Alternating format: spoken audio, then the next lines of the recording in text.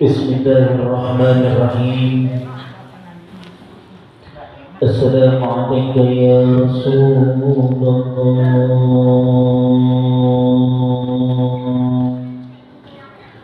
Assalamualaikum ya Habibullah.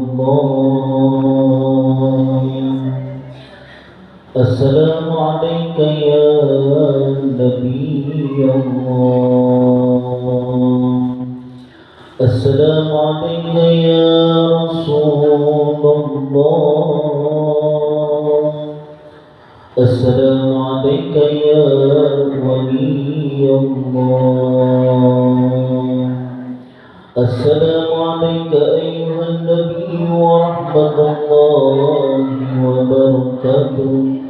Assalamualaikum wa ala ibadillahi shalihin. Ishhad badan ashhadu an la ilaha illallah wa ashhadu anna Muhammadar Rasulullah. Tiga kali ashhadu an la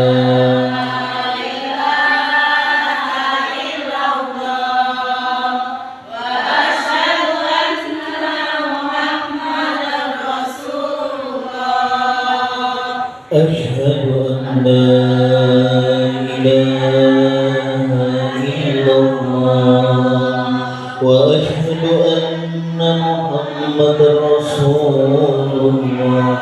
اللهم صل على سيدنا محمد وعلى آل سيدنا محمد كما صليت على سيدنا إبراهيم وعلى آل سيدنا إبراهيم وبارك على سيدنا محمد وعلى آل سيدنا محمد كما باركت على سيدنا إبراهيم وعلى آل سيدنا إبراهيم في العالمين إنك حميد مجيد.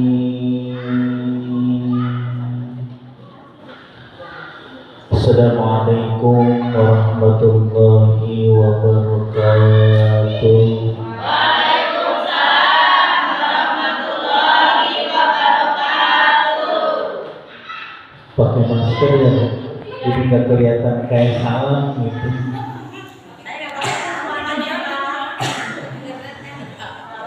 Bismillahirrahmanirrahim. Alhamdulillahi rabbil alamin. Wassalatu wassalamu ala asrafil anbiya'i wal mursalin Sayyidina wa habibina wa syafi'ina wa qurrati a'yunina nabiyuna Muhammadin wa ala alihi wa ashabihi ajma'in, amma ba'du. A'udzu billahi minasy syaithanir rajim. Bismillahirrahmanirrahim. Qalu subhanaka la ilma lana illa ma 'allamtana innaka antal alimul hakim. Shadaqallahu al-azim wa shadaqa rasuluhu nabiyul habibul karim wa nahnu 'ala dzalika minasy syahidin wasyakirin walhamdulillahi rabbil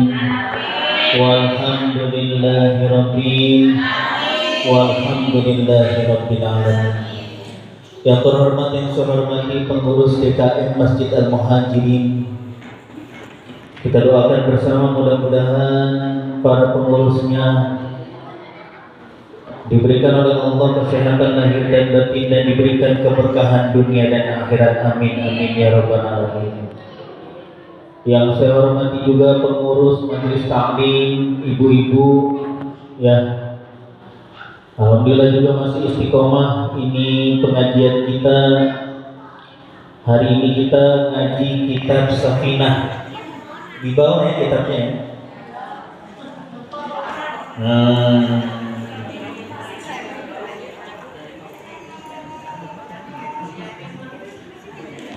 Hari ini kita ngaji melanjutkan kitab Safinah. Yang ada kitabnya boleh satu orang berdua ya, biar sama-sama baca.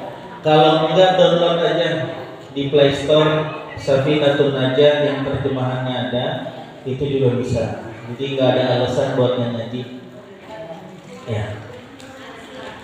Puja dan puji serta syukur marilah kita panjatkan kehadirat Allah Subhanahu wa taala yang alhamdulillah sekarang tanggal 23 Januari ya. 2 tahun 2022, mudah-mudahan di tahun baru ini segala apa niat dan karunia kita yang kita cita-citakan mudah-mudahan dikabulkan oleh Allah Subhanahu wa taala. Dan berdoanya nggak jauh-jauh ya, kita minta sama Allah mudah-mudahan kita dikasih sehat sampai ketemu nanti di bulan suci Ramadan. Amin ya robbal alamin. Ibu-ibu yang di luar boleh masuk ke dalam, nggak apa-apa Bu, masih lega.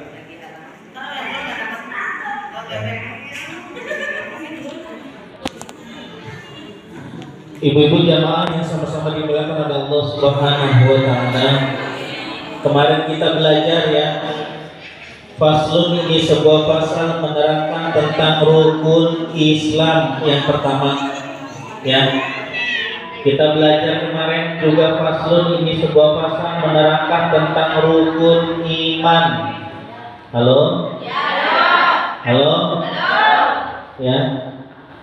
Yang pertama kita belajar apa kemarin? Tentang rukun Islam. Yang kedua kita belajar tentang rukun iman. Yang ketiga kemarin kita juga udah belajar tentang rukun, salah satu pasal menerangkan tentang pengertian lafaz la ilaha illallah. Udah belum? Udah belum? Hah? Belum ya? Halo? Oke, ini ikut ngaji. Oke. Kalau rukun iman dan rukun Islamnya sudah, sekarang masuk kepada pasal berikutnya. Bismillahirrahmanirrahim. Faslun ini sebuah pasal menerangkan tentang wa makna la ilaha illallah. Apa makna la ilaha illallah? Makna la ilaha illallah la ma'budah. Di situ disebutkan la ma'budah, tidak ada ya, la ma'budah, tidak ada yang patut disembah ya, bihaqqin dengan benar, fil wujudi di dalam wujudnya, illallah kecuali Allah. Jadi yang pantas dipuja dan dipuji bahkan disembah itu adalah Allah. Kemarin sempat viral Bu, Ibu kalau nonton sosial media ada yang nendang sesaji di Gunung Semeru, ditendang sampai mengucapkan Allahu Akbar. Gimana Pak Ustaz? Ya, kalau bicara keyakinan dan tauhid adanya di mana Bu? Adanya di ini, kerudungnya boleh beda-beda warnanya, hatinya tetap la ilaha illallah. Itu loh. Mau dari Makassar, mau dari Madura, mau dari Jawa, mau dari Hindu, mau dari Batak sekalipun sukunya, mau dari Betawi, mau dari Jakarta, kalau memang dia beriman kepada Allah Subhanahu wa taala, maka di dalam hatinya ada la ilaha illallah. Gitu. Jadi perkara apapun yang mau dipakai, perkara apapun yang mau disajikan, kalau model kayak kemarin yang sempat viral itu budaya, bicaranya kebudayaan Indonesia. Kita nggak lagi ngomongin Arab Bu, kita lagi ngomongin Indonesia.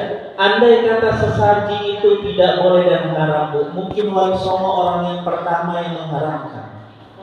Kenapa? Enggak, karena budayanya digeser Bu. Dulu sesajen-sesajen itu memang menyembah kepada selain Allah dulu.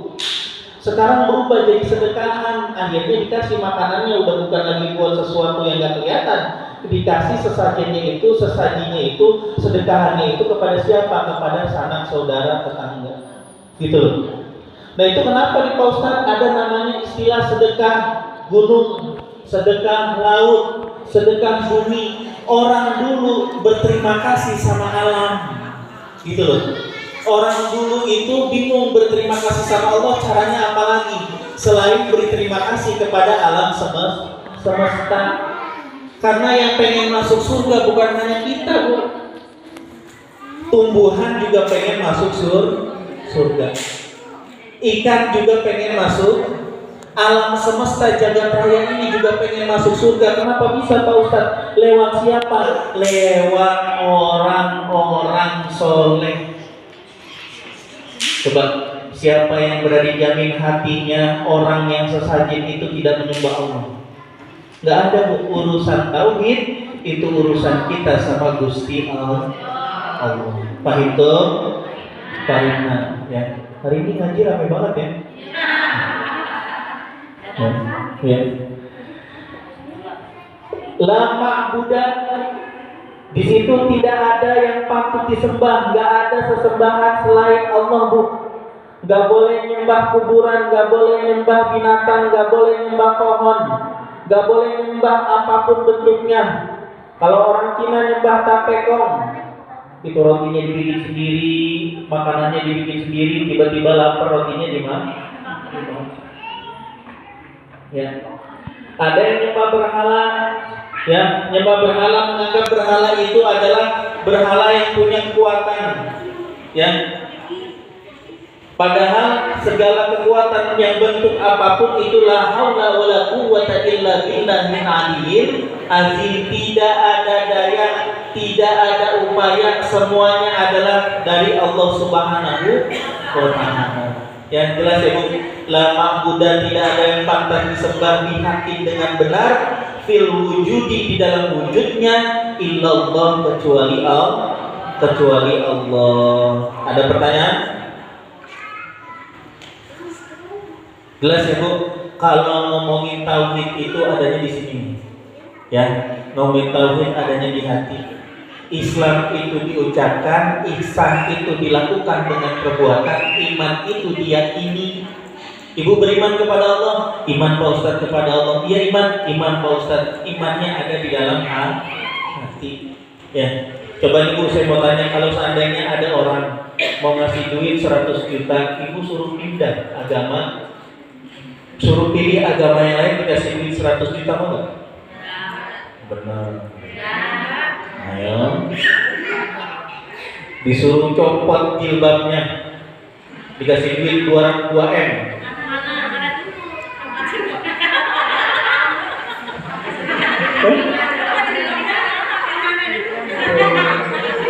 Mulai goyang kan? Goyang. Berarti yakinnya belum pure, Bu, sama Allah. Bu, yakin itu kan percaya. Bu, ini ngobrol Gergetan kita kalau lagi ngomong, orang ngomong jadi bingung. Yakin itu kan percaya ya, yakin itu percaya. Sekarang kita percaya nggak sama Allah? Benar. Pernah lihat Allah? Ya loh kan. Ibu bisa percaya sama Allah, belum pernah ketemu Allah. Ibu percaya sama suami? Percaya Pak Ustaz, mana suaminya? Tuh. Ibu percaya sama anak? Percaya Pak Ustaz, mana anaknya? Tuh. Ibu percaya sama Allah, mana Allahnya? Bu, Allah itu gak sama seperti kita. Wujudnya Allah, Bu, wujudnya Allah tidak sama dengan wujudnya kita. Pernah belajar wujud kidabah wa mukhalafatul hawadisi qiyamuhu bi nafsihi wa daniyat qudrat iradat. Allah ada tapi tidak ada, pengertian tidak ada, tidak tampak sama seperti ini. Ibu tahu kentut, Bu? Tahu kentut? Ada nggak? Ada kan? Tahu kentut kayak apa bentuknya? Ibu tahu angin, Bu? Tahu ya? Bentuknya angin seperti apa? Jadi jangan sampai ada nalar yang merasuki kita sampai kita tidak yakin kepada Allah Subhanahu wa taala, padahal di semesta kita banyak yang gak kelihatan. Gak usah jauh-jauh deh, gak usah ngomongin Allah yang gak kelihatan. Ibu ketiga sama bapak di kamar pegang handphone berdua masing-masing, ibu, apakah ibu percaya pikiran dan hati bapak mikirin ibu? Belum tentu. Benar nggak? Belum. Ya, jadi kita serahkan semua sama Gusti Allah. Ya, kalau ditanya makna la ilaha illallah apa, makna la ilaha illallah la ma'budu, tidak ada yang pantas disembah dihakimi dengan benar fil wujudi, di dalam wujudnya, illallah, kecuali Allah. Yang berhak disembah itu Gusti Allah. Ya, kita nggak bisa, Bu. Kita ini manusia lemah. Contoh kita lemah apa, Bu? Ibu pernah sakit? Pernah? Berarti kita lemah. Ya, sekuat apapun ibu nih, apalagi perempuan yang kerjanya 24 jam dari tidur sampai tidur lagi, subhanallah, Bu. Ya, dari bangun tidur, sholat subuh, masak bebenah, ya, nyiapin sarapan anak-anak sama suami, anak-anak suami sekolah berangkat kerja, ibu nyucinya ada apa, orang tua zaman now itu lebih enak daripada nyucinya zaman dahulu. Nyucinya sekarang enak, Bu. Ibu tinggal ambil pakaian cucian, masukin mesin cuci, tinggal pencet, tip, ibunya main handphone.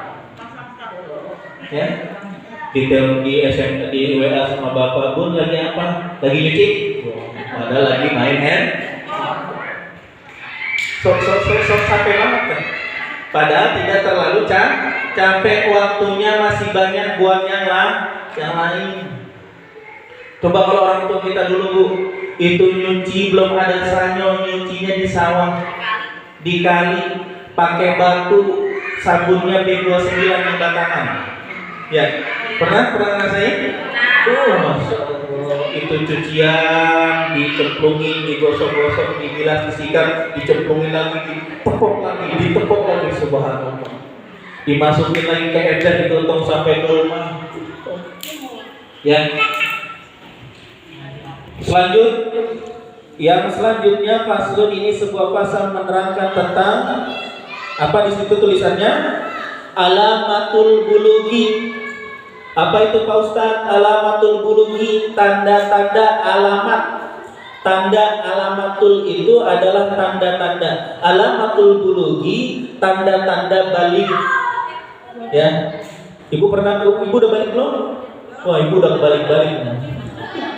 Ya. Faslun, ini sebuah pasal menerangkan tentang alamatul bulugi. Apa itu Pak Ustadz alamatul bulugi? Alamatul bulugi, tanda-tanda balik, salah satu ada di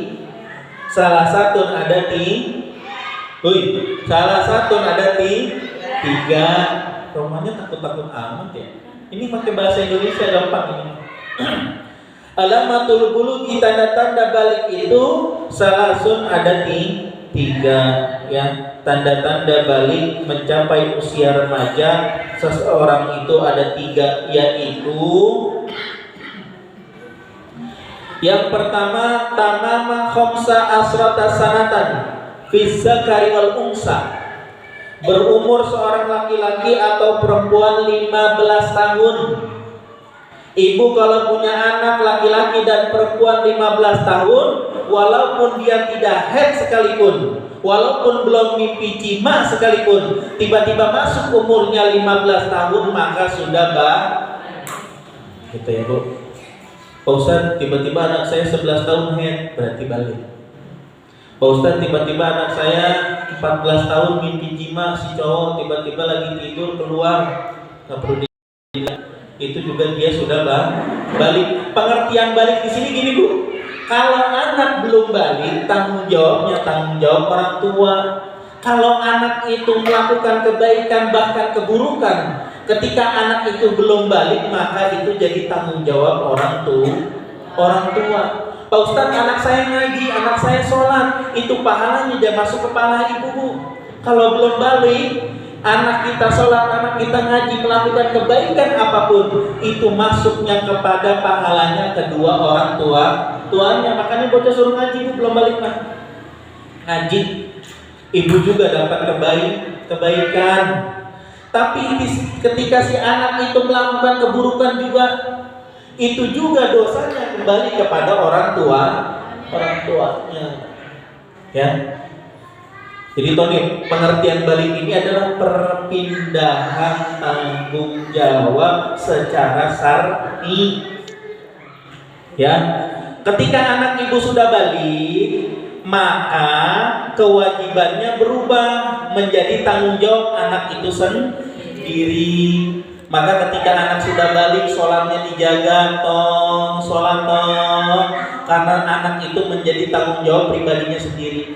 Pak Ustadz, anak saya 5, udah balik semua. Udah Pak Ustadz, berarti tanggung jawab sholatnya kita harus ingetin orang tuanya, karena menjadi tanggung jawab sendiri. Ya.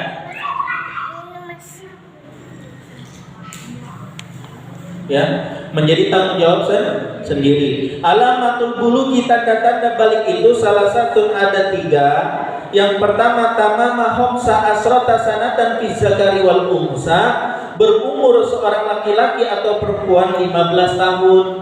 Ya, batasnya 15 tahun. Ini secara fikihnya Syafi'i, ya, mazhabnya Syafi'i. Yang kedua,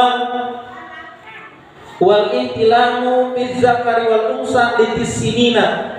Yang kedua, bermimpi junub terhadap laki-laki dan perempuan ketika melewati 9 tahun. Tadi udah dibahas tuh. Tiba-tiba anak ibu mimpi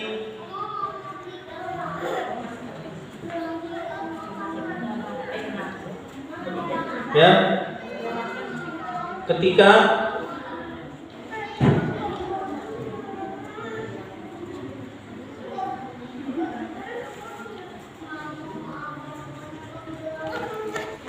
ya, wal ihtilamu fi zakari wal unsa litisinina, ya, bermimpi junub ya terhadap laki-laki dan perempuan ketika melewati 9 tahun. Jadi punya anak, tiba-tiba dia mimpi junub, ya. Ya, dia mimpi junub. Ketika mimpi junub dia sudah masuk tanda balik, ya. Yang ketiga, wal haidu fil unsa litisinina. Yang ketiga, keluar darah haid sesudah berumur 9 tahun. Ibu kalau punya anak perempuan diingetin, apalagi masuk SD kelas 4, kelas 5, kelas 6, ya, itu dikasih tahu, Neng, nanti kalau udah masuk umur 9 tahun sampai 10, nanti keluar darah haid. Apa itu darah haid? Darah haid itu darah kotor, jangan kaget.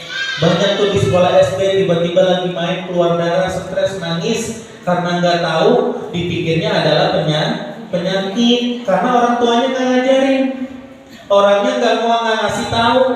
Harusnya dikasih tahu keluar, ya, keluar darah haid, ya. Ada pertanyaan? Ada pertanyaan? Tanda-tanda balik paham, ya? Apa mau ada yang ditanyakan?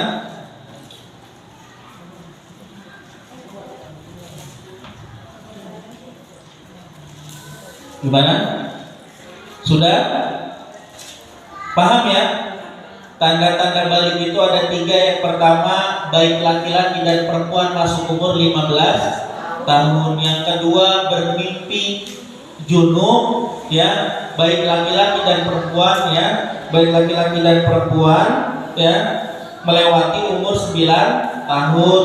Yang ketiga, keluar darah haid sesudah umur 9 tahun buat perempuan, ya. Ketika itu sudah terlihat tanda-tandanya, maka anak itu dikatakan balik.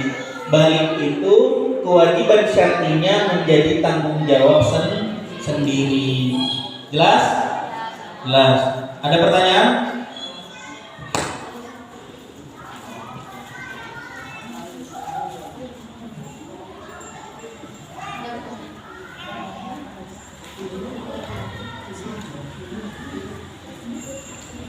Jelas, pintar-pintar banget. Apa gimana? Yang dibilang pahalanya kan kalau dari sampai X itu kan kata tanggung jawabnya sendiri. Itu orang tuanya pahalanya dapat nggak? Nah, ini Bu. Nih kalau ini bicara ini maka ada hadis berikutnya Bu. Ya, apabila anak Adam siapapun orangnya putuslah amal jariahnya kecuali 3. Ketika ibu mengajarkan kebaikan kepada anak dan kebaikannya itu diteruskan sama anaknya, maka ibu juga dapat kebaikan. Ya, tapi minimal gini Bu, kalau untuk anak-anak jujur nih saya, sholat itu nggak usah disuruh ketika ibu bapaknya sholat itu bocah pasti sholat. Beneran. Yang penting contoh, anak kita butuh contoh, butuh bukti dari siapa? Orang tuanya dari siapa? Panutannya dari siapa? Gurunya. Yang dilihat gurunya rajin, insya Allah tuh bocah jadi rajin karena yang dilihat adalah kerajinan. Ya. Jadi kalau ibu ngasih bilang anak-anak jangan main handphone, tapi ibunya megang handphone, maka anak bilang ibu aja main handphone. Ya, ada lagi?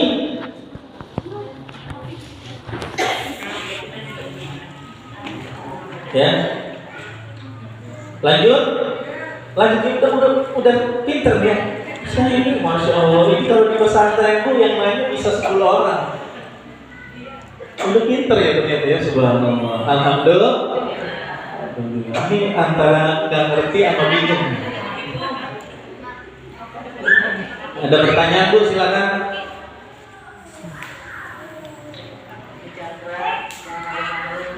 Ayo, di luar konteks juga nggak apa-apa nih. Di luar tema juga nggak apa-apa. Kita tadi udah belajar makna la ilaha illallah. Yang kedua kita belajar alamatul bulugi, tanda-tanda balik.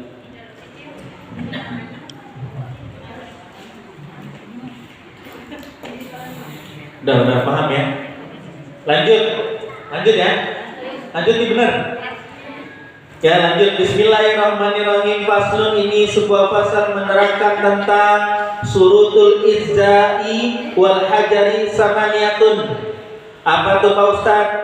Kita membicarakan tentang syarat-syarat bersuci, beristinja menggunakan batu samaniyatun, ada 8. Ini dulu air susah, masya Allah.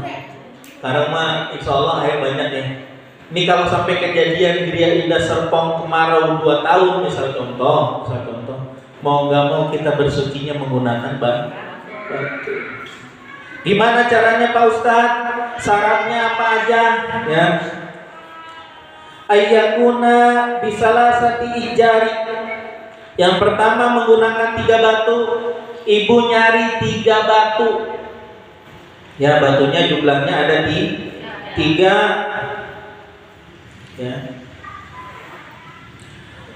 Wa anqiyal mahlu, mensucikan tempat keluarnya najis dengan batu tersebut. Ya, ibu nyari batunya juga bukan batu yang ibarat kata bakalan melukai kita Bu, yang bentuknya tajam tiba-tiba ada kotorannya, enggak. Kita juga pilih-pilih batu, tiba-tiba batu kali.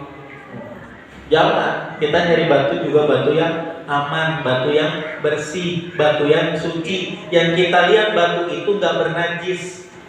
Dipilih-pilih juga batunya Bu. Ya. Wa alla yafizan najas. Yang ketiga, najis tersebut tidak kering. Kalau najisnya masih basah, nih najisnya yang ketiga. Kalau najisnya masih basah, kenapa ditempelin batu? Basahnya itu, misal contohnya pipisnya anak kita nih. Ketika zakarnya itu kencing, masih ada sisa air kencing di zakarnya, ditempelin sama batu, airnya itu nempel ke batu yang masih kering. Ya, dibersihin tuh. Kalau udah kena di satu sisi, masih ada airnya Pak Ustadz, di sisi yang lain masih ada airnya lagi Pak Ustadz, di sisi yang lain. Jangan yang udah dibersihin buat najis kena najis ditempelin lagi, enggak. Ibu, ini mohon maaf nih Mbak ya, kita bicara, saya nggak bukannya jorok, bukan. Ini bicara fikih. Ini zakarnya tiba-tiba dia pipis, di satu sisi kita bersihkan. Masih ada airnya lagi Pak Ustadz di sisi selanjutnya. Ya kalau bisa kita nyari batu yang sisinya bisa 4 sisi, jadi gampang bersihnya. yang kotak atau enggak bulat. Ya.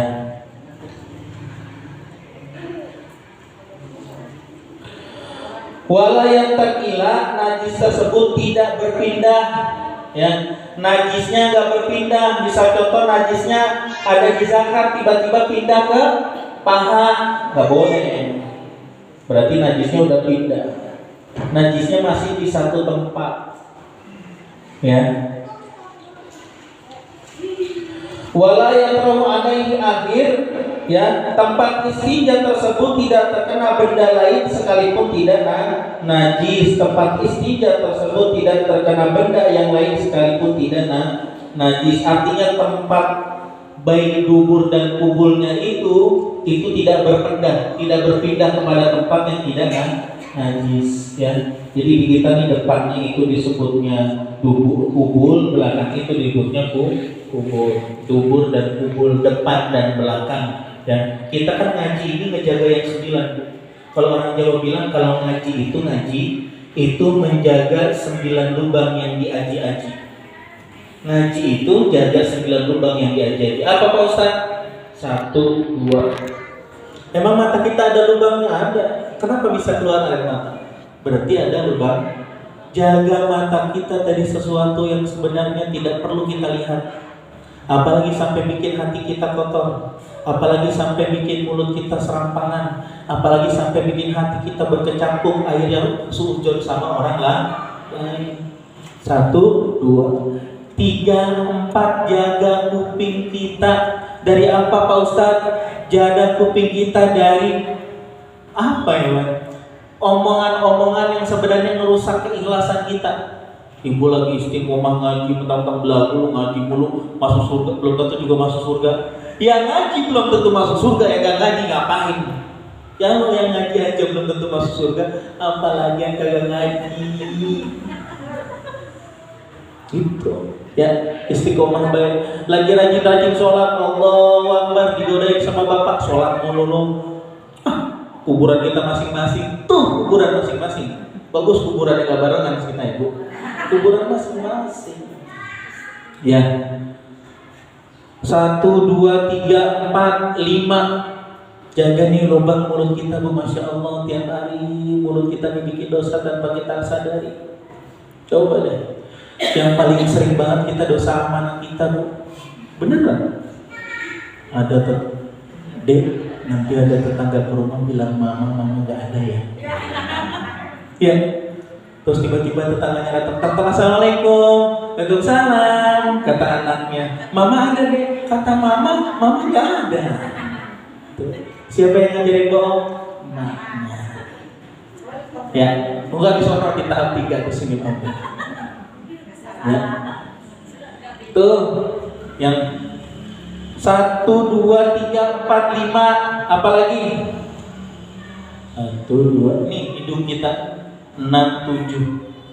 Dari sesuatu namanya menciumkan itu apa ya Bu? Kita tuh kudu peka juga. Andai kata kita orang kaya Bu, sebelah kita orang miskin, ya palingnya kalau masak ingat tetangga lah. Udah di belakang dapurnya dikasih ventilasi, belakang ventilasinya rumah orang. Kita masak subhanallah itu baunya. Apalagi masaknya sayur asam, ikan asin, sambalnya sambal goreng, Masya Allah. Pakai jengkol segala. Ya, itu baunya sampai ke tetangga, makanannya nggak sampai. Bagilah Bu, ya kalau kita mampu ngeberi itu berkah Bu. Kenapa Nabi ngajarin kalau masak uangnya banyakin? Itu supaya ngajarin kita berbagi sama orang lain. Gitu loh.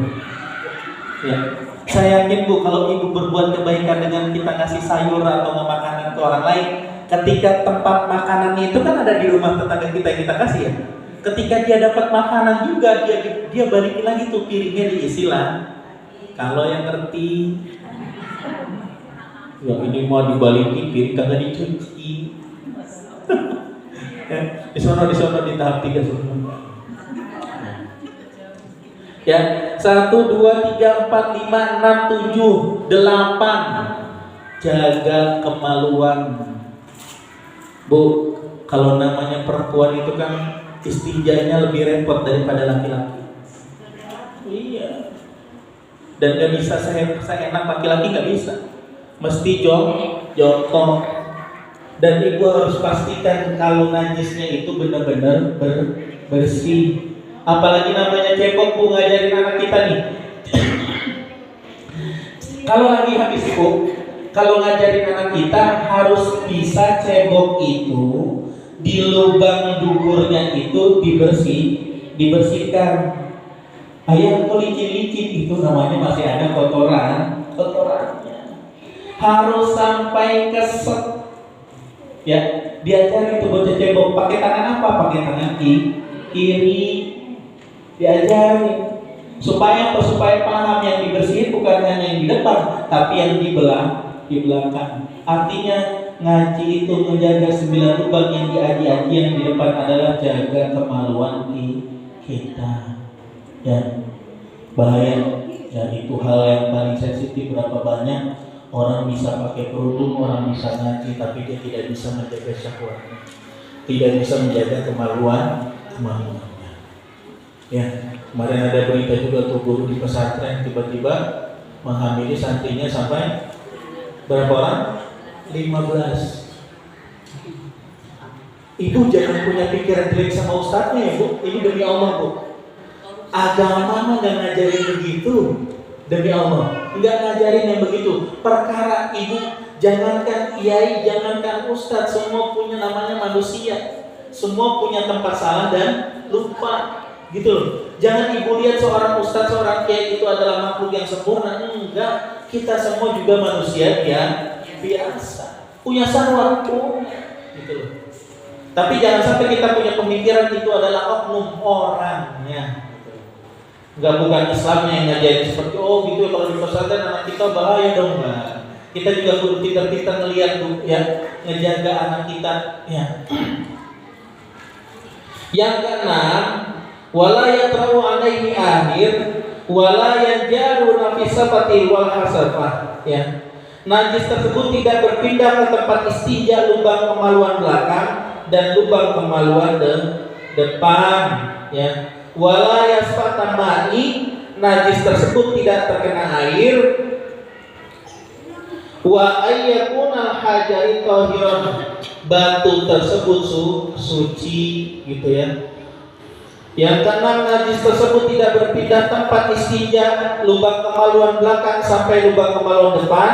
Yang ketujuh, najis tersebut tidak terkena air. Yang kedelapan, batu tersebut suci. Jadi kita harus pastikan batunya suci, bukan batu yang tercampur sama najis. Ya, apa sih najis? Najis itu banyak bu. Darah najis bukan? Darah najis bukan? Darah nyamuk najis nggak? Darah najis nggak? Darah nyamuk najis nggak? Ayo. Ya, kalau darah nyamuk termasuk najis yang dimaafkan. Tapi kalau ibu sadar nepok nyamuk darahnya ada, kalau ketahuan sama kita ya dibersihin. Kecuali kita nggak sadar, tiba-tiba nepok nyamuk kita nggak tahu, ya. Nepok nyamuk kita nggak tahu, tiba-tiba kita sholat, tiba-tiba habis sholat melihat kaca ada darah di sini, kita nggak tahu, ya. Ada yang mau bertanya? Ada yang mau bertanya? Ada yang mau bertanya?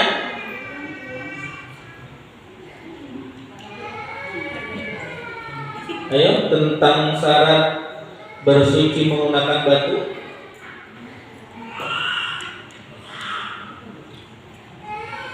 Ada?